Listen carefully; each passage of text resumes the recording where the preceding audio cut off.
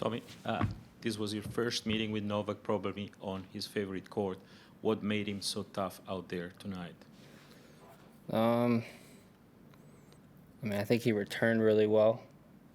From the start of the match, I had a couple looks in the first game, and then felt like the match started going really, really fast because he was returning really well. His depth was great. He didn't really let me execute any of the game plan that I had kind of laid out for myself. Matt? Probably, one of the toughest things in sports, playing Rafa at Roland Garros, playing Novak here. What does it feel like to be out there and to experience that and to walk onto the court knowing what you're facing? I mean, walking on the court was cool. Playing the match and getting beaten like that kind of sucked. But I mean, it's great. I got to, see the level of where I want to be and know how good I have to play if I want to beat people like that. It was, I think, a good experience.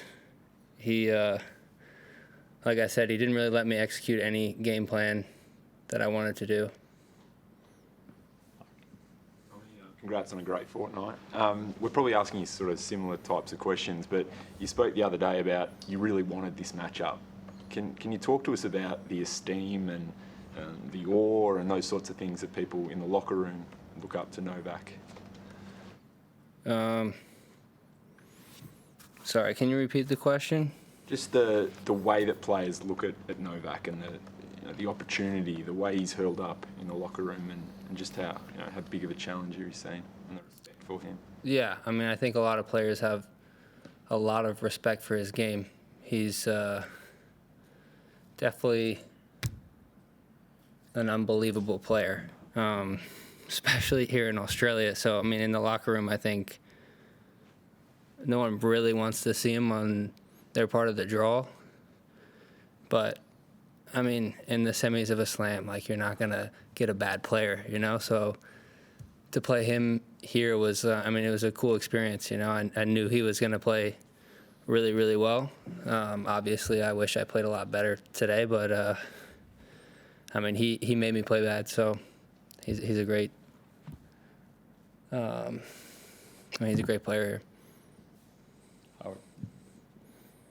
Would you be willing to share any bit of what that game plan was that you've mentioned? Yeah, I wanted to serve and volley some, didn't serve and volley once. It's hard when my first serve percentage was pretty low, and when I did make my first serve, I felt like he was returning it to the baseline, and I was automatically on defense. So, I don't know, it's like you get down love 30 in your service games, it's hard to be like, all right, I'm gonna serve and volley now. I want to throw in drop shots. Didn't get any opportunities to do that because he was hitting so deep. Wanted to change up pace with my slice. Missed my first 3 slices of the match, so then I was like, all right, I'm gonna start hitting my backhand. I'm not slicing well today. But yeah, he didn't let me do all those things, because of things that he did so well.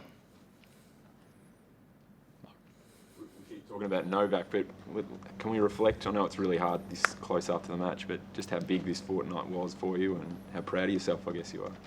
Yeah, definitely. I'm stoked to have made semis here.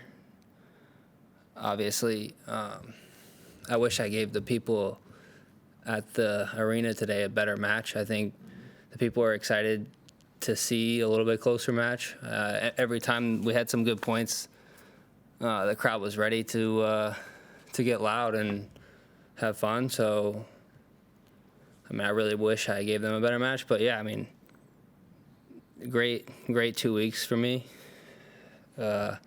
Obviously, got to carry it throughout the whole season. It's about consistency, I don't want to be a one-hit wonder,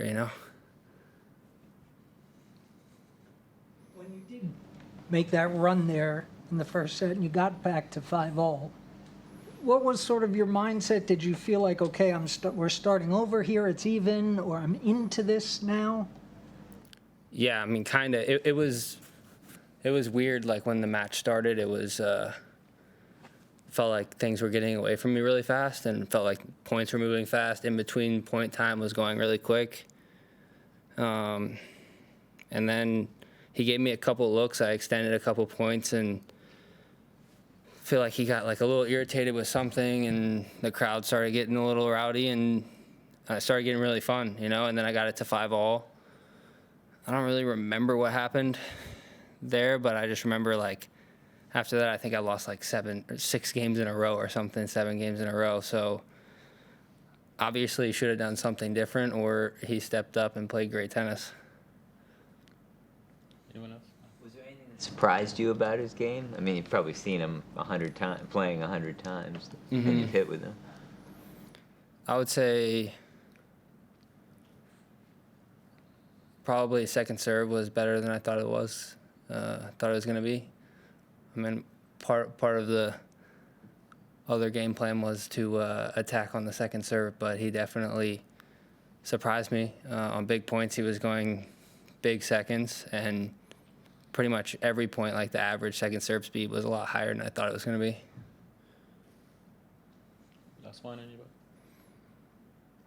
What would be the goals for you now for the rest of the year? Now that you've made a Grand Slam semi-final, you've had a breakthrough at Wimbledon last year. Like, what do you think you're capable of doing now you'll be in the top 20? I